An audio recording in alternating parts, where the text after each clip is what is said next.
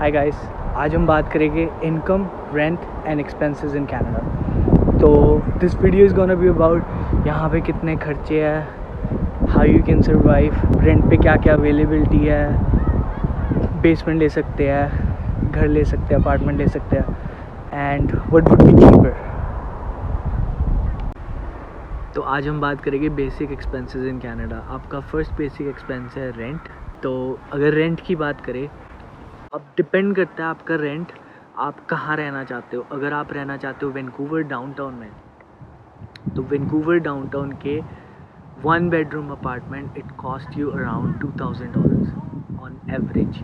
Depend करता है, अगर आप थोड़ी पुरानी बिल्डिंग में जाते हो आपको 1800 का भी मिल जाएगा, बट अप्रॉक्सीमेटली 2000 के आसपास पड़ता है। Then 2 bedroom cost you around 25, more than 2500, approximately 2600 का पड़ता है वैंकूवर डाउनटाउन में। तो अब बात करते हैं कि आपका रेंट कैसे बचाया जा सकता है। रेंट आप बचा सकते हो आप कोई आसपास की सिटी में रह के, ज़रूरी नहीं आपको वैंकूवर डाउनटाउन में रहना, but if you don't want to commute it's good, you can live in downtown, but you have to pay a cost for it, जो कि है रेंट ज़्यादा। अब मेजर कनेक्टिंग सिटीज़ कौन सी है मेट्रो वैंकूवर की। मेट्रो वैंकूवर में आपको पहले बता देता हूँ। मेट्रो वैंकूवर सिटीज़ आती है Vancouver itself, Surrey, Burnaby, Richmond, Delta, Coquitlam. Let's compare the Surrey prices. Surrey and downtown, there's a major difference. 1 bedroom apartment in Surrey cost you around average $1,400 a month, and 2 bedroom cost you around $1,800 a month. Depends again, it could be little less, could be little more, depends on the building and their facilities. There's another option, a cheaper one than the apartments, that would be basement. अब हम बात कर रहे थे basement की। तो basement में क्या है कि बेसमेंट क्या होता है, just it's a separate sweet, separate entrance, but वो घर के सबसे नीचे वाले पार्ट में होता है। कईयों की ग्राउंड लेवल बेसमेंट है, कईयों की अंडरग्राउंड लेवल बेसमेंट है।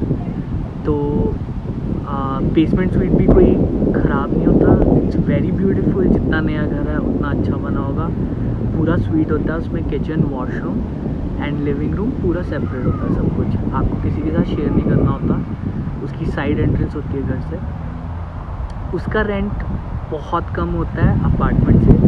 अगर आपको अपार्टमेंट 1 बेडरूम का मिल रहा है 1500 का, तो बेसमेंट का रेंट आपको पड़ता है 850 to 1000 के बीच में 1 bedroom.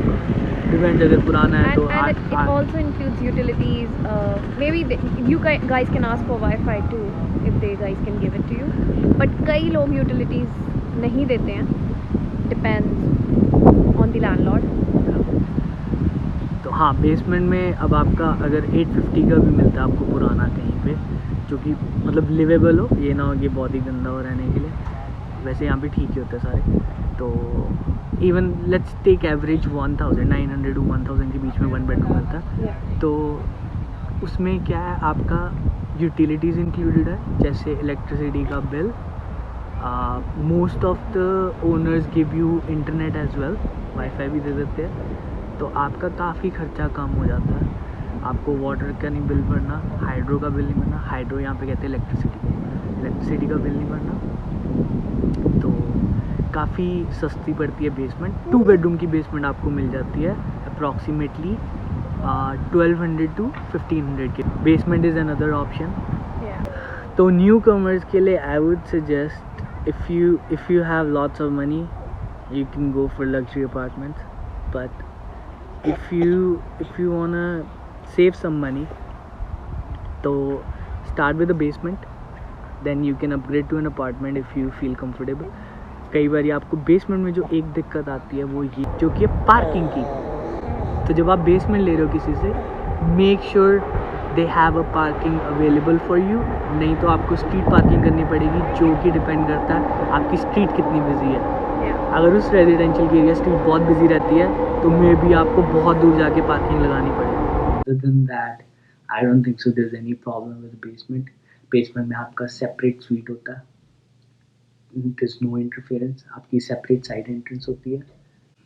Another thing I want to talk about is in a apartment building No one gives you utilities. You have to pay utilities extra. Utilities में it's water bill, electricity bill, then also your internet services you get. Electricity bill depends.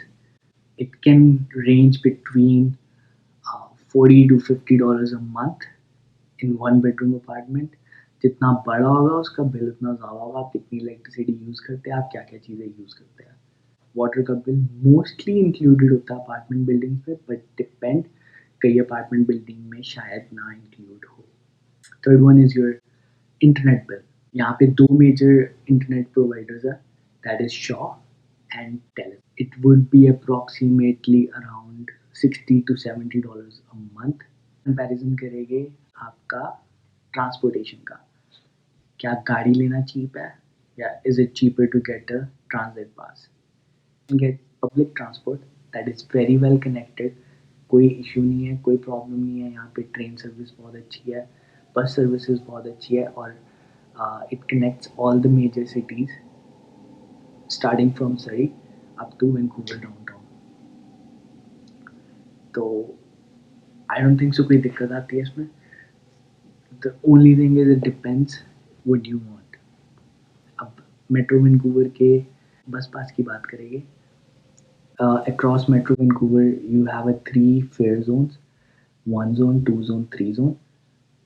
But आप अगर सरी में रह रहे हैं and you wanna travel to Vancouver downtown, you need a three zone bus pass. तो metro Vancouver के बस पास का थ्री जोन का प्राइस है $177 अ मंथ. अभी का प्राइस ये है, हर साल they increase it, sometimes they don't, but students के लिए it's cheaper. It cost them $56 a month, क्योंकि कंसेशन रेट होता है स्टूडेंट्स के लिए, और because they are already paying so much. यहाँ का transit it's very well connected, तो आपको कोई दिक्कत नहीं आने वाली. If you don't want to buy a car, I would suggest go for transit bus pass. It's cheaper. You can save lots of money if you can take a little hassle to travel in bus and SkyTrain.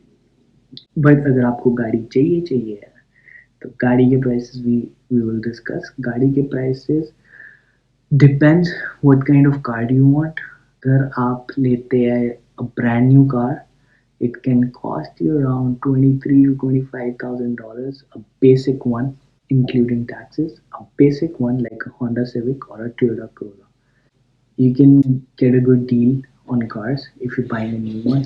आपका interest rate काफ़ी कम होता है. I would suggest go for a cheap one. You don't have to buy a new one. You can save lots of. अब ये होगी सारी expenses की बात. Now we gonna talk about income, the main thing, कि यहाँ पे income कितनी है, आप कितना कमा सकते हो, क्या आप बेसिक इनकम में सर्वाइव कर सकते हो, मिनिमम आवर वेज में आपका गुजारा हो सकता है कि नहीं. Alright, let's discuss about this. तो ब्रिटिश कोलंबिया की मिनिमम वेज है $14.60 as of June 2020, and they are also increasing their minimum wage. अब बात करेंगे कि आप कितने पैसे बना सकते हो $14.60 में काम करके मिनिमम आवरली वेज पे. मैं आपको मिनिमम आवरली वेज का इसलिए बता रहा हूँ कि first of all when you are coming new to this country, you might not get a good job right away.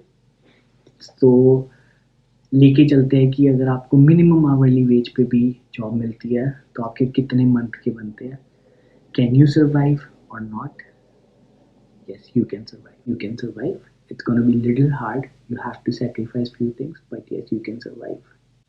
अगर आप $14.60 पे काम करते हैं on a full time basis, जो कि 40 hours a week, तो आपका $14.60 40 hours week आपका टोटल बनता है $584 per week, जिसमें टैक्सेस नहीं कटे. टैक्सेस भी डिडक्ट होते हैं इसमें. We will talk about this later. Right now I'm just giving you a brief idea कि आपको कितने बनते हैं मिनिमम आवरली वेज पे. अगर हम ईयरली निकालते हैं $508 into 52 weeks, that will be your annual gross income. Depend करता है if you are an individual moving here, क्या आपका मिनिमम आवरली वेज पे गुजारा हो सकता है. यस, हो सकता है, but you have to be careful with your expenses, क्योंकि यहाँ पे बाहर फूड खाना इट्स वेरी एक्सपेंसिव. तो आपको घर पे कुक करना पड़ेगा। And I would avoid buying a car, I would use the local transit अगर आपको मिनिमम आवरली वेज पे काम मिलता है और उस पर सर्वाइव करना है। अगर आप एज अ कपल आते हैं और आपको you are not able to get a good job right away, तो मिनिमम आवरली वेज पे आप दोनों कपल का $50,000 अ ईयर बन सकता है। ये मैं बता रहा हूँ worst scenario, but usually in 2 to 3 months, even if you're new, maybe little more than that, you can get a job in your stream. और if not, आपको थोड़े से कोर्सेज करने पड़ सकते हैं, एक्स्ट्रा सर्टिफिकेट्स लेने पड़ सकते हैं, but eventually you get a job in your stream. Even few basic entry level positions, they might pay you more than minimum hour wage, but अगर if some employer is hiring you, they have to pay you minimum hourly wage, इससे नीचे नहीं पे कर सकते। तो yes, you can survive as a couple, you can easily survive, you can also afford a car, क्योंकि आपका rent would be the same जो एक इंडिविजुअल बंदे का होगा, but individual also can save by sharing apartment with someone, apartment और basement. अब मैं बात करूँगा स्टूडेंट्स की। When you come to Canada as an international student, आपको दिया जाता है 20 आवर्स अ वीक का work permit. You can work 40 hours a week अगर आपके पास कोई कोर्सेज नहीं है तो 20 आवर्स अ वीक के हिसाब से बनता है आपका $14.60 पे अगर आप काम करते हैं। You can still make around $1,200 a month, जिसमें गुजारा हो सकता है if you don't eat from outside. खा सकते हैं आप कभी कभार, बट अगर आप रोज़ बाहर से खाना खा रहे हैं it will be expensive and आपका सारा बजट हिल जाएगा। तो learn how to cook at home, it will save you a lot of money. I'll show you the weather outside, why I hate rain, क्योंकि मैं बाहर जाके नहीं वीडियो बना सकता था, otherwise I would have shot all the video outside because weather was really beautiful, but now it's raining. I'll show you outside, wait.